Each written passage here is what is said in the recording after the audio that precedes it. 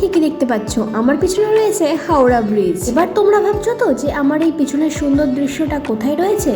হ্যাঁ, এটা রয়েছে আন্ডার ওয়াটার মেট্রোতে। এখানে হাওড়া টু কলকাতা কানেকশনটাকে সুন্দরভাবে তুলে ধরা হয়েছে।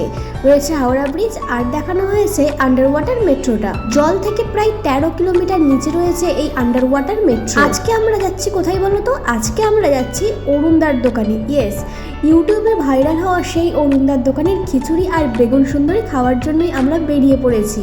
মেট্রো স্টেশন থেকে বেরিয়ে ডেকার্স লেনের দিকে যাব, তাই জন্য বাঁ হাতে রাস্তাটা ধরে নিয়েছি। এরপরে ট্রাম লাইন ধরে সোজা এগিয়ে যেতে হবে, তারপর রাস্তা পেরোলেই পূর্বে ডেকার্স লেন। অনেকদিন ধরেই যাওয়ার ইচ্ছা ছিল কিন্তু যাওয়া হয়ে উঠছিল না, অবশেষে আজকে সময় পেলাম যাওয়ার। দেখো, এমনিতে যে আমি অনেক খিচুড়ি লাভার সেটা না, কিন্তু অরুণদার দোকানের স্পেশাল খিচুড়ি বলে কথা, তাই জন্য যেতেই হচ্ছে জয়মাতারা হোটেলে। আর আমরা রাস্তার ওই পারে যাবো আর এই সোজা গলি ধরে গেলেই পড়বে অরুণদার সেই জয়মাতারা হোটেল।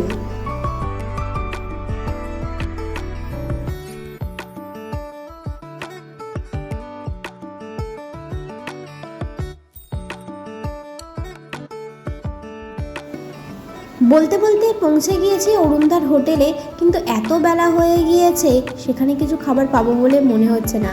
আর ওই দেখো, দাদা বাইকের ওপরে গামছা কাঁধে নিয়ে বসে আছে। বুঝতে পারি না যে আমরা ব্যাড লাকের পিছনে পড়ে আছি নাকি ব্যাড লাক আমাদের পিছনে পড়ে আছে। যেতে প্রায় 3টে বেজে গিয়েছিল, তাই জন্য খাবার সব শেষ হয়ে গিয়েছিল, তাই আজকে আর খাওয়া হয়ে উঠলো না। আগে বলো যে তোমার ওই খিচুড়ির দামটা কত? 50,000। 50,000? বাপরে, অত টাকাই তো নেই আমার কাছে। 50,000 আর বেগুন সুন্দরী 20,000। বেগুন সুন্দরী মানে খুব নাম করা একটা পদ, বেগুন সুন্দরী। দারুণ।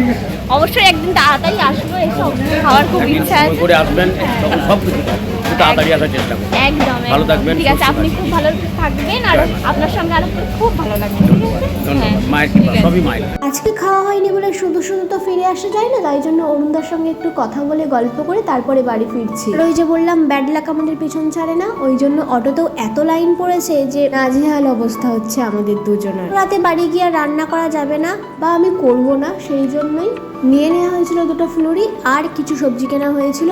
বাড়ি যাওয়ার পথেই পরে একটা মিষ্টির দোকান, যেখান থেকে আমি যখনই যাই তখনই একটা করে গরম রসগোল্লা মাস্ট খেতেই হবে। তাই হোক, আমি রসগোল্লা খাই। আর তোমাদের ভিডিওটা কেমন লাগলো একটু জানিও কমেন্ট করে, আর লাইক করে দিও, আর আমার চ্যানেলটা সাবস্ক্রাইব করো, আর চ্যানেলটা সবার সঙ্গে শেয়ার করে দিও। টাটা।